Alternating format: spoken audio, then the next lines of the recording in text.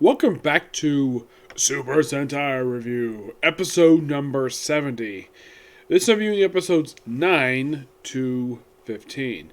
Why did I say to announce exactly what episodes to cover? Because I didn't know exactly which episode it was going to cover. Mainly because, basically, I got late last night, and I didn't get a chance to do a review last night, so there's that. Episode 9 is basically Dr. Masumi, where she invents love perfume, where she sprays anybody, any guy falls in love with her, including the two male rangers. And its only weakness is roses. No, seriously, roses. And she basically sprays this on at least, to my knowledge, about 5 men. She's first sprayed it on a groom, yes, a groom, and a police officer, a gas station attendant, and the two male rangers, Yosuke and Joe. But thanks to the rose that the groom, who was actually, because it was a wedding in the episode, I believe his own friend of Megumin's, so, apparently the groom was smitten by Masumi, which, no. So, thanks to finding out about the rose, and of course Colin playing a small role in this episode, which is quite nice. And, well, they destroyed the perfume. And, well, there's actually a couple times she actually does anything.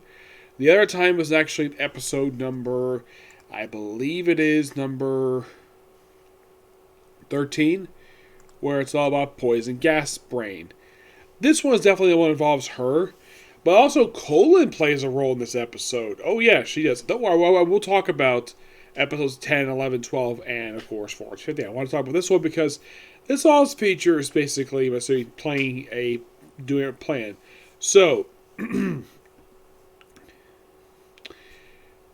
they pretty much have basically a tennis center.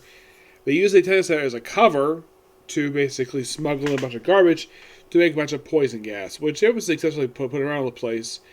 But they can't exactly do much with it, thanks to the fact that the Liveman interfered. But it's one of the most interesting things they've done. But here's something I thought was really interesting with this one. This one has a really interesting happen. A jammer malfunctions as a dummy man, and when he sees Colin, who decides to come out in the field riding a motorcycle, he immediately falls in love with Colin because they're both robots. I get the fact Colin is a very beautiful robot.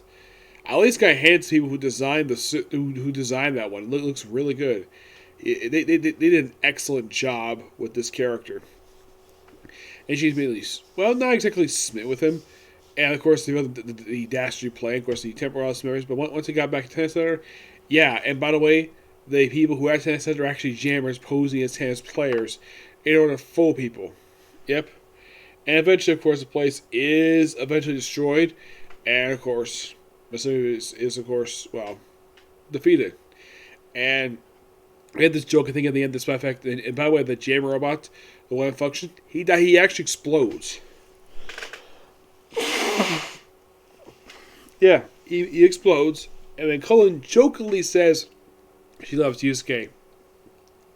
And of course, Megumi basically is like, oh yeah, I love Joe. I thought that was kind of funny. But in case you wanted to know, this is going to be a place with Colin and Yusuke. Play something a little later on in the run, but not this one. This was just basically just playing around. At this point, you probably don't think Colin's in love with Yusuke, but not yet. In the case of episode 10, which by the way, the monster of this one is known as the Maze Brain. This one basically involves Dr. Kemp. He's using a theory that was actually submitted by Bias, and he's actually quite surprised. Oh, you put my theory to good use. Okay, use it for a monster, but also in the maze. Meanwhile, Joe, this is a Joe-focused episode, where he meets with this punk kid who calls him an old man because he's 20. Yeah, that's quite stupid. Last time I checked, if you're 20 years old, you're not considered an old man. In my opinion, what considered to be old is basically when you get past the age of 50. Mostly, anyways. Yeah, but saying 20? I mean, I'm 33, and you probably think I'm old? Seriously. Why? Because I'm not a hip teenager like this kid is. And then, of course, then he meets his sister. Not a bad looking girl, though a bit chunky in the cheeks per se, but very fit. But that's one thing I noticed about the actress. Like when I saw her in the episode, she's like a bit chunky in the cheeks, but seems like a very lovely woman. I mean, she seems like she's pretty thin. Of course, it's typical Japanese. And by the way, she runs a pizza place, and he wants to deliver pizzas via skateboard. Like, okay, not bad. And eventually, he was able to deliver any deliveries one day because the whole maze thing. Of course, they had to nearly ruin the business.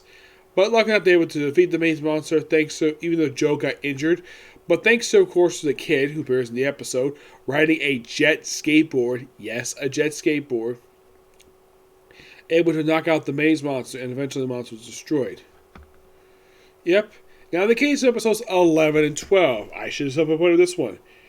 Because this one introduces a brand new character. Not a one-shot character, oh no. This one introduces a regular character. Who becomes a regular character from pretty much the rest of this run. Yes. By the way, the one for this one is called Babu Brain. No, seriously, it's called Babu Brain. What you thinking? Really? Oh yeah, really. It's by far one of the most weirdest things.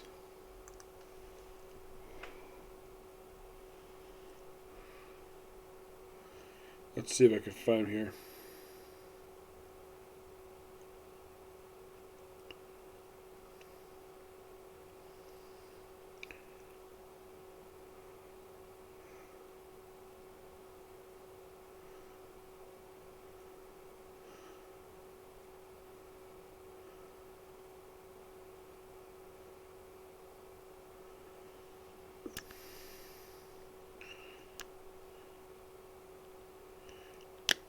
Meet your new villain. I can find you. This is Gang Leader Ashpajima. That's what he looked like initially when he... Come on, seriously. Come on, thank you. Okay, please, thank you. That's what he looked like when he first showed up in this debut episode. Basically, he's leader of a group known as the New Mafia. We have this Babu Brain who turns people into monkeys. And then he... he, of course, has nothing to do with the Volt Army at all. Nope.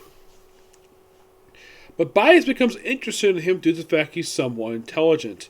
Of course, well, when Liveman meets up with them, they mention, oh yeah, he's part of this organization known as Volt, who are a group of geniuses who use science for evil. And he said, and then of course the guy said, I hate studying. Like, of course, he talks about basically he had the ass of his fingers and his toes, which, yeah, that's something I would definitely do to myself. Mm-hmm. It turns out he didn't like studying at all, so he is taken by force to the brain base.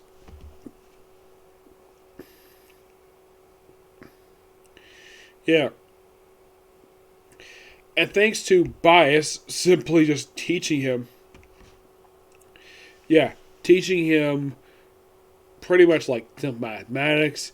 And then he's transformed into this. Yes, and he maintains his look. From what I can tell, probably for the rest of his appearances until toward the end of this run. Let me. So pretty much when he's transformed, he's basically, what does he decide to do?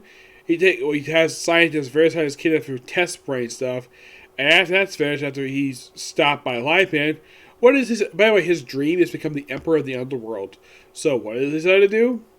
Commit crimes, robbing banks, stealing jewelry, and of course, Bias is like, what? Why is he doing this for?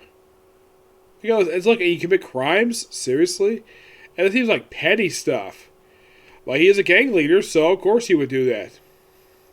Oh, and by the way, it's actually revealed in episode number 14, he actually can split parts of himself to form 3 henchmen for himself.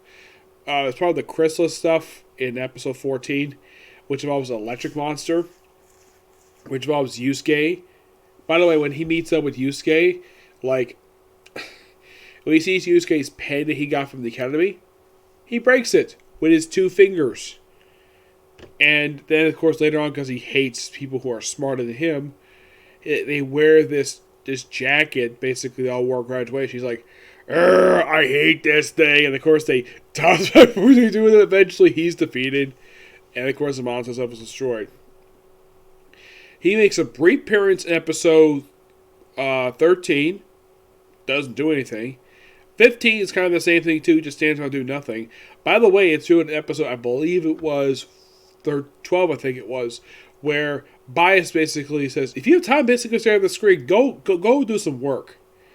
Yeah, basically, someone to get back to the work and to be his students. Yeah.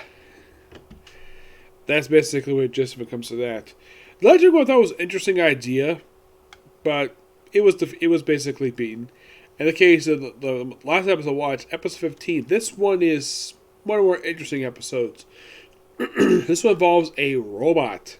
Well, we have Gash basically getting a turn to basically do a job for Vault, because usually it's when Ashra was introduced in this group, basically they all had to take turns per episode. Like some characters had to wait like 3 or 4 episodes before they probably have their turn again.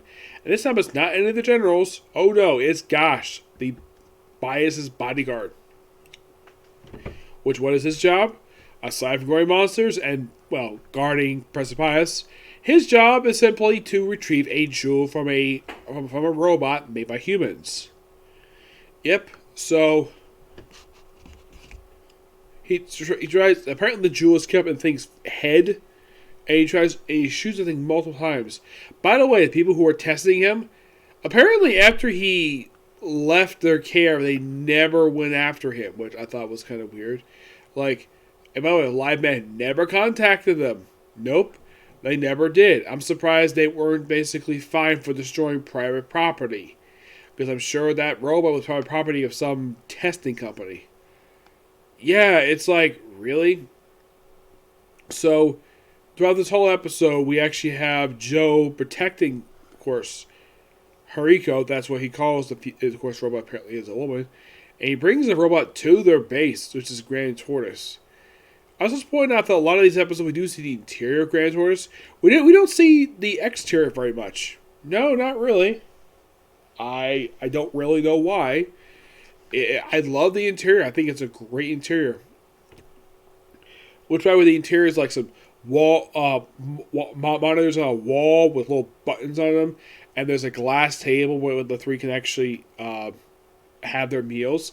And it's implied that based upon, I believe it was episode either 13 or 14, I think it was, where, I think it was 13, where apparently they actually live at the base. Yeah, they live there. A lot of the time, the bases, they don't usually live at the base. They usually just go to whenever they need to. Because you always know they live there because they have a toothbrush. And of course, Colin apparently is in episode 13 that she actually was one who cooks and cleans for them. Aside from doing, like, general work, which is interesting to say the least. Oh, and as apologies for what happened with the malfunctioning jammer, Yusuke apparently has volunteered to do clean for a bit, but it's never brought up again in the next episode. Nope. Let's see, was anything else? No, not really. I mean, yeah, one new character. Like, that's interesting, to say the least. Yes. So, yeah, that's pretty much all I got to say. These episodes were actually pretty good. None of them are bad, per se. By the way, the robot at the end of episode 15 is destroyed. And by the way, Gosh is heavily damaged by the end of the episode. It's basically his body's breaking, his arm fell off. He basically was tossed off a second floor, like, stairs. And he's basically fallen over a couple times. And eventually he has arm, even though his arm below, I'm sure next episode he's fixed by Bosch. I mean, the one thing this character has in common, something in common with a character from Mega Ranger, Ecliptor's counterpart per se. The fact that he's an android built by the main villain of this run, and, well, he frequently battles the Rangers. Though in the case of Ecliptor's counterpart, he's actually one of the generals. This guy is mostly, not exactly a general per se, mostly he's a hired gun who basically who's actually sworn loyal to Bias. despite the fact they are four just as lieutenants. He is a bodyguard, but he doesn't technically have any authority per se. He does probably break the bias, but mostly he reports to whoever is in the field, and whoever summons him to basically grow a monster. Also, he has this weird thing when he fires his Giga Phantom Beam. He fires it basically in the direction of the Rangers of the Liveman before the monster go giant. I'm like, why haven't they told him, hey, why do you do that? Can you please not try to fire at us at the same time? Well, he's probably because he's a bad guy. That's probably the reason why he does that. Yep. But yeah, that's the particular review. Stay tuned later on my review for Shaman King. I'm going to do that next. And then I'll be back here for more Liveman. Okay, next video. Bye.